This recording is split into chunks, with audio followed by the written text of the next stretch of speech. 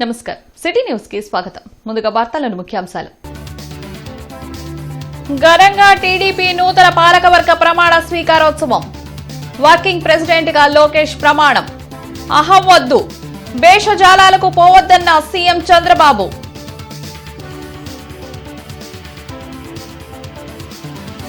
నియోజకవర్గంలో మౌలిక వసతుల కల్పనే లక్ష్యం పలు అభివృద్ధి పనులకు శంకుస్థాపన చేసిన ఎమ్మెల్యే నసీర్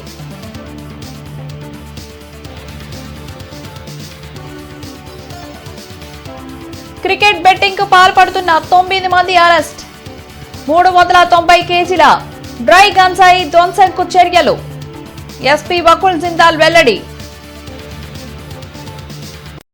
కిల్లింగ్ మనస్తత్వంతో ఉన్న పార్టీకి సంక్షేమం పట్టదు అభివృద్ధి అంటే గిట్టదని వైసీపీపై ముఖ్యమంత్రి చంద్రబాబు తీవ్ర వ్యాఖ్యలు చేశారు రాష్ట్రానికి గత పాలనలో పోయిన బ్రాండ్ నమ్మకాన్ని తిరిగి తీసుకురాగలిగామని చెప్పారు మంగళగిరిలోని టీడీపీ కేంద్ర కార్యాలయంలో కొత్త కమిటీల ప్రమాణ స్వీకారోత్సవం ఘనంగా జరిగింది పార్టీ జాతీయ అధ్యక్షులు సీఎం చంద్రబాబు నూతన కమిటీతో ప్రమాణం చేయించారు టీడీపీ వ్యవస్థాపక అధ్యక్షులు ఎన్టీఆర్ కు ఈ సందర్భంగా పుష్పాంజలి ఘటించి ఘన నివాళులు అర్పించారు పార్టీ వర్కింగ్ ప్రెసిడెంట్ గా నారా లోకేష్ తో పాటు ఇతర కమిటీ సభ్యులు ప్రమాణం చేశారు ఈ సందర్భంగా సీఎం చంద్రబాబు మాట్లాడుతూ బలమైన క్యాడర్ కలిగిన ఏకైక పార్టీ టీడీపీ అని చెప్పారు 44 ఏళ్లలో పార్టీ అనేక సంక్షోభాలు సవాళ్లను ఎదుర్కొందని అన్నారు కష్టపడే వారికి గుర్తింపు తప్పక ఉంటుందన్న చంద్రబాబు కార్యకర్తలే అధినేత అనే సిద్ధాంతం తెలుగుదేశం పార్టీదన్నారు ప్రజలకు ప్రభుత్వానికి మధ్య వారధిలా పార్టీ ఉండాలని ఫ్లెక్సీలు పదవుల కోసం ఆరాటపడే వాళ్లు పార్టీకి అవసరం లేదని తేల్చి చెప్పారు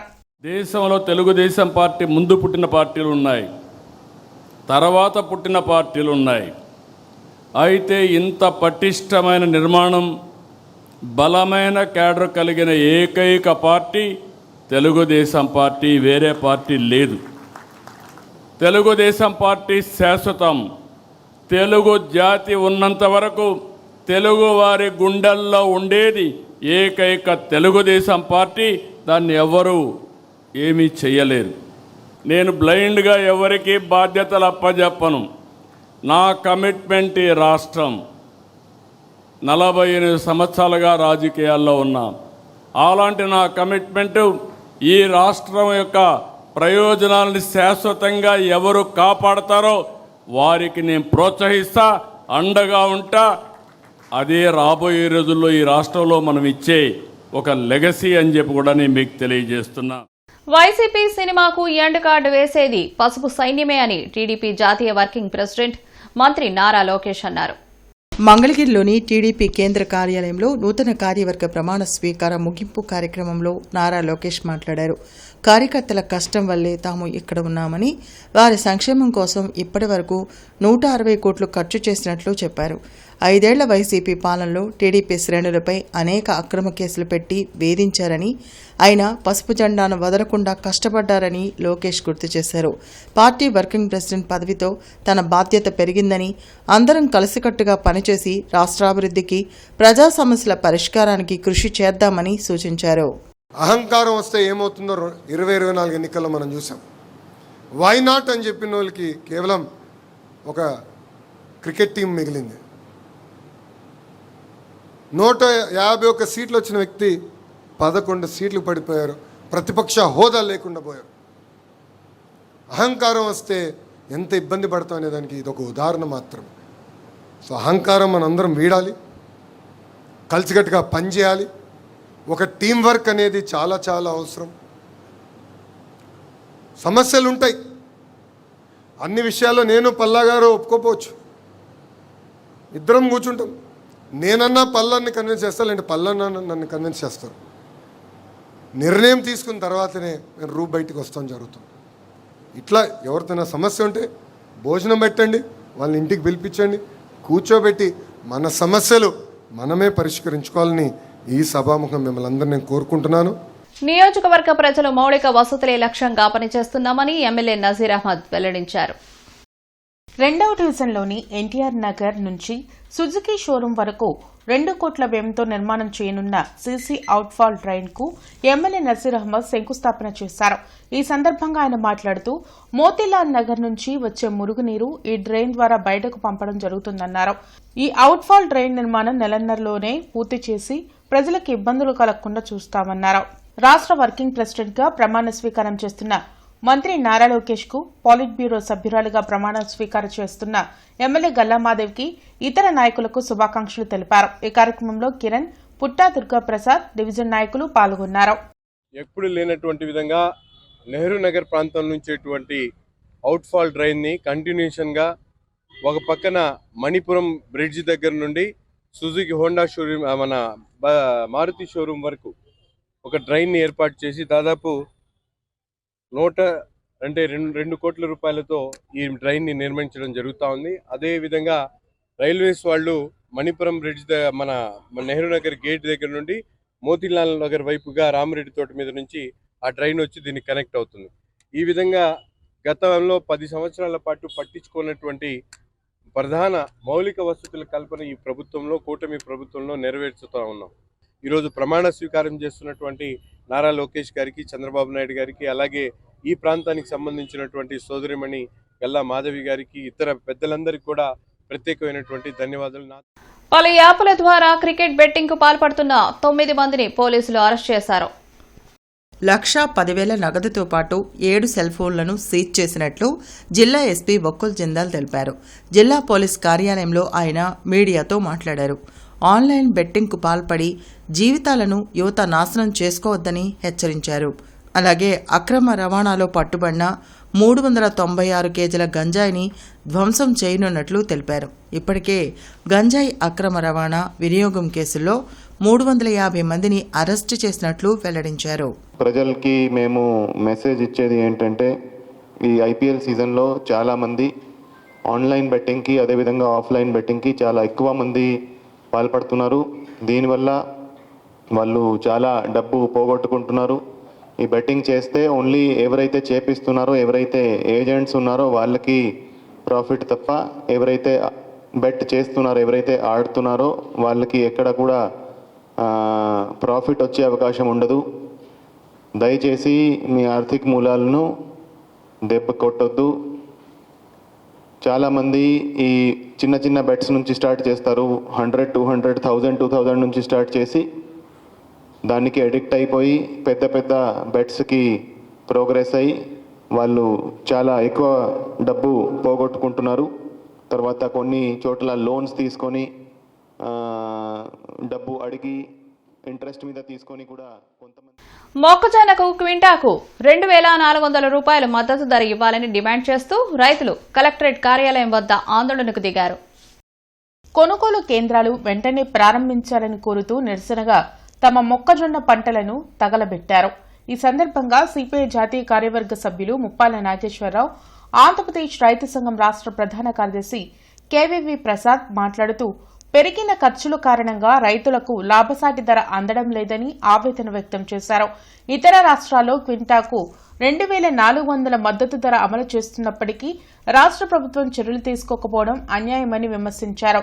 వెంటనే కొనుగోలు కేంద్రాలు ప్రారంభించి ప్రతి రైతు పండించిన మొత్తం మొక్కజొన్నను కనీసం 2,400 చొప్పున కొనుగోలు చేయాలని, ఇప్పటికే అమ్ముకున్న రైతులకు వ్యత్యాస ధర చెల్లించాలని వారు డిమాండ్ చేశారు. అనేక వేల కోట్లు సంక్షేమ పథకాల్లో ఉచితంగా ఇస్తున్నారు. అవన్నీ తప్పు కాదు, కానీ మరి రైతుకు వచ్చేటప్పటికి డబ్బుల్లోని ఆపిసోపాలు పడి కేంద్రానికి లేఖలు రాస్తూ రైతులకి హాని చేయటం ఏమాత్రం సంతవ్యం కాదని యుద్ధ ప్రాతిపదికన కొనుగోలు కేంద్రాలు ఏర్పాటు చేయాలి. 2,400 రూపాయలతో కొనాలి. అమ్ముకున్న వాళ్ళకు కూడా వ్యత్యాసం చెల్లించాలని డిమాండ్ చేస్తున్నాం. లేకపోతే తీవ్రమైన పరిణామాలు రాష్ట్ర ప్రభుత్వానికి ఎదురవుతాయని తెలియజేస్తున్నాం. తక్షణం మరి కొనుగోలు కేంద్రాలు ప్రారంభించేదానికి మార్కెట్ ద్వారా, నాపేట ద్వారా కృషి జరగాలి. అది జరగకపోతే ఇవాళ ఇప్పటికే ఒక్కొక్క క్వింటాకి 700 నుంచి 800 రూపాయలు రైతాంగం నష్టపోతున్నారు. ఈ దశలో ఇప్పటికే 20 నుంచి 25% పంట అమ్ముకునేటువంటి పరిస్థితి వస్తూ ఉంది. కాబట్టి వాళ్ళకి కూడా ఎవరైతే పంట అమ్ముకున్నారో ఆ రైతులకు కూడా ధర వ్యత్యాసం ఏదైతే ఉందో 2400 రూపాయలు మరి చెల్లించాల్సినటువంటి మద్దతు ధర ప్రకారం అభివృద్ధిని అడ్డుకోవడమే లక్ష్యంగా వైసీపీ పనిచేస్తోందని కూటమి నేతలు మండిపడ్డారు. స్వర్ణభారతి నగర్లో పేదలు ఇల్లు కోల్పోతున్నారంటూ వైసీపీ నేత బాలసాని కిరణ్ చేపట్టిన ఆందోళనలో నిజం లేదన్నారు. ఇన్నర్ రింగ్ రోడ్ ఫేజ్ 3లో 340 మంది ఇల్లు కోల్పోతే 330 మందికి ఇప్పటికే పునరావాసం కల్పించామని తెలిపారు. కొంతమంది బాధితులను రెచ్చగొట్టేలా వైసీపీ డ్రామాలు చేస్తుందని విమర్శించారు. వైసీపీ కుట్ర రాజకీయాలు మానుకొని అభివృద్ధికి సహకరించాలని, లేని పక్షంలో ప్రజలే బుద్ధి చెబుతారని పేర్కొన్నారు. రోడ్డు నిర్మించుకోవడానికి మరి అడ్డుగా కొన్ని ఇళ్ళు రావడం జరిగింది. దగ్గర 385 ఇళ్ళు ఉన్నాయి. ఆ ఇళ్లలో అయితే 167 ఇళ్ళు మాత్రమే వాళ్ళకి పట్టాలు ఉన్నాయి. మిగిలినవన్నీ ఎంక్రోచ్మెంట్సే. వాస్తవంగా ఎంక్రోచ్మెంట్స్ అంటే ఏంటి? మన మున్సిపాలిటీ తరపున ఎప్పుడన్నా అవసరం అయితే, ఏదన్నా మన డెవలప్మెంట్లో భాగంగా ఎక్కడన్నా అవసరం అయితే వాళ్ళు ఇంటిమేషన్ ఇవ్వచ్చు, ఇవ్వకపోయినా కూడా కొట్టేసే అవకాశం వాళ్ళకు ఉంది. కానీ వాళ్ళు ఏం చేశారంటే ప్రతి ఇంటికి టౌన్ ప్లానింగ్ సిబ్బందిని పంపించి ఇట్లా ఉంది ఇలా ఉంది అని చెప్పి వాళ్ళ దగ్గర కన్సర్న్ తీసుకొని వాళ్ళకేం చేయాలి అనేది చెప్పేసి ఆలోచించి ప్రతి ఒక్క ఇంటికి స్ట్రక్చర్ కాంపన్సేషన్, మరి అలానే వాళ్ళకి ఇంటికి స్థలంలో అదే స్థలంలో అదే దీనిలో ఇంకో ఇంటి స్థలం ఇవ్వడమా, లేకపోతే వాళ్ళు బయటికి వెళ్ళిపోతుంటే మరి వాళ్ళకి అద్దె ఇవ్వడమా, ఇన్ని చేశారు. గత 2 రోజులుగా వైసీపీ నాయకులు చేస్తున్న రాద్ధాంతం ఏదైతే ఉందో దాని గురించి ప్రజలకి తెలియజేయాల్సిన బాధ్యత మా కుటుంబ ప్రభుత్వ నాయకులుగా మా అందరి పైన ఉంది. కాబట్టి ఆ విషయం గురించి మీడియా ముఖంగా మీ అందరికీ తెలియజేస్తున్నాము. నిన్నైతే ఎవరైతే బాలసాని కిరణ్ కుమార్ వచ్చి ఇక్కడ ప్రజలకు ఏ న్యాయం చేయలేదు, వాళ్ళకి స్థలాలు చూపలేదని ఎలా అయితే అబద్ధాలు చెప్పారో దానికి పూర్తి సాక్ష్యాలతో సహా మీడియా ముందు తెలియజేయాలనుకుంటున్నాం. ఇక్కడ 380 ఇళ్లకు గాను 333 మందికి 2 విడతలుగా చెక్కులు ఇచ్చాము. మిగతా అందరికీ కూడా ఇళ్ళకి 3 విడతలుగా పత్రికా ముఖంగా అందరికీ చెక్కులు అందించాము. నెక్స్ట్ మిగతా ఎవరైతే ఉన్నారో 60 మందికి ఇంటికి ఎవరింటికి వెళ్ళి వాళ్ళకి ఇచ్చేసాము. 380 మందిలో 8 మంది మాత్రమే ఇల్లు తీయలేదు. రాష్ట్ర వ్యాప్తంగా ఎండలు టారెత్తిస్తున్నాయి. ఉదయం నుంచే ఎండ తీవ్రత ఎక్కువగా ఉండడంతో పాటు హీట్ వేవ్స్ కూడా తోడయ్యాయి. దీంతో బయటకు వచ్చేందుకు ప్రజలు బెంబేలెత్తుతున్నారు. వడగాల్పుల పట్ల ప్రజలు అప్రమత్తంగా ఉండాలని విపత్తు నిర్వహణ సంస్థ హెచ్చరించింది. ఇప్పటికే అనేక ప్రాంతాల్లో 40 డిగ్రీలకు పైగా ఉష్ణోగ్రతలు నమోదవుతున్నాయి. భూతాపం తగ్గించేందుకు స్ప్రింక్లర్లతో నీటిని రోడ్లపై కార్పొరేషన్ అధికారులు చల్లుతున్నారు. డీహైడ్రేట్ కాకుండా తగు జాగ్రత్తలు తీసుకోవాలని, బాగా చెమటలు పట్టి నీరసంగా ఉంటే సత్వరమే చికిత్స పొందాలని డాక్టర్లు సూచించారు. పెరుగుతున్న వేసవి ఎండలకు పేదవాడి ఫ్రిడ్జ్ అయిన మట్టి కుండల కొనుగోలుకు ప్రజలు ఎగబడుతున్నారు. నగరంలో వేసవి తాపం నుంచి ఉపశమనం పొందేందుకు చల్లటి నీరు అవసరం. అయితే ఫ్రిడ్జ్ వాటర్ కంటే మట్టి కుండలో నీరు తాగడం శ్రేయస్కరమని ప్రజలు మట్టి కుండలు కొనేందుకు ఆసక్తి కనబరుస్తున్నారు. దీంతో కుండల ధరలకు రెక్కలు వచ్చాయి. 15 లీటర్లు పట్టే మట్టి కుండ 300 నుంచి 500 ధర పలుకుతోంది.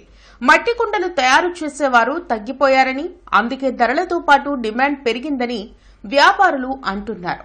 ఈ కుండల వ్యాపారం నిరంతరం ఉండదని, కేవలం మార్చ్, ఏప్రిల్, మే నెలలో మాత్రమే ఉంటుందన్నారు. ఏది ఏమైనా ఎంత ధరైనా చెల్లించి మట్టి కుండల్లో నీరు తాగేందుకు ప్రజలు ఉత్సాహం చూపిస్తున్నారు. వాతావరణం ప్రకారం ఎండలు బాగా ఉంటున్నాయి. ఫ్రిడ్జ్లో వాటర్ మరీ ఎక్కువ అవుతుంది. ఇదైతే నార్మల్గా బాగుంటుందని, న్యాచురల్గా ఉంటుంది, నార్మల్ కూలింగ్.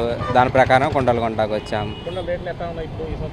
పర్వాలేదు, కొంచెం మీడియంగానే ఉన్నాయి, బాగానే ఉన్నాయి కుండల రేట్లు. ఏంటంటే ఎండలు బాగా పెరిగిపోయినాయి, ఫ్రిడ్జ్లో నీళ్ళు తాగేస్తున్నారు పిల్లలు. దానికన్నా కుండలో నీళ్ళు మంచివి అనేసి అది ఒక రీజన్.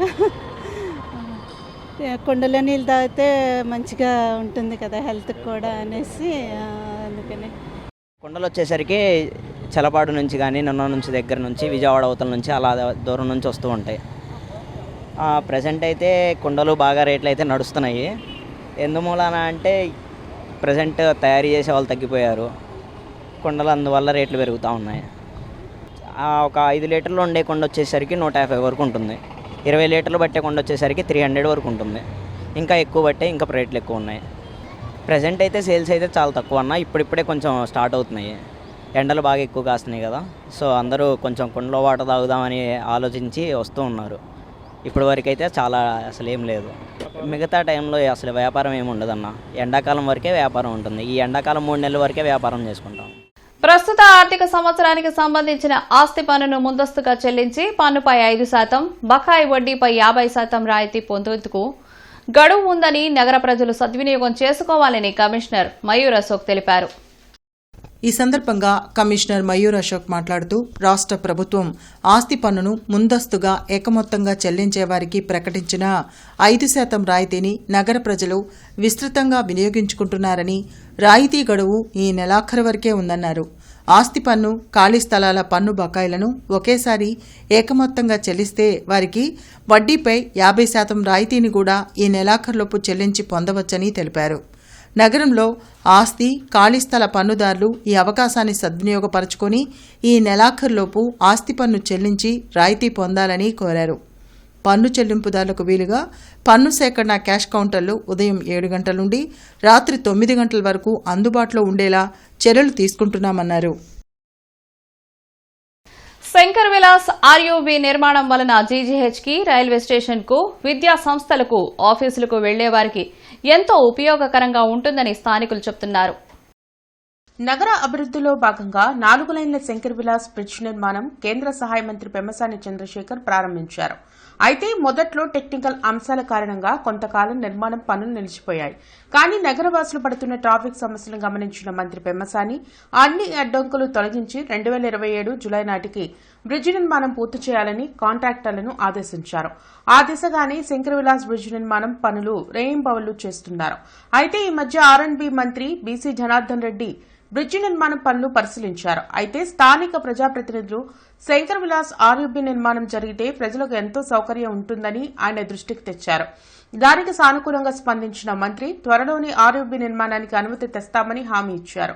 దీనిపై పలు ప్రజా సంఘాలు, మేధావులు హర్షం వ్యక్తం చేశారు. మొదట ఆర్యూబీ నిర్మాణం పూర్తి చేయాలని, ఈ క్రమంలో బ్రిడ్జి నిర్మాణం కొంత జాప్యం జరిగినా పర్వాలేదని తమ అభిప్రాయాలను వెల్లడించారు.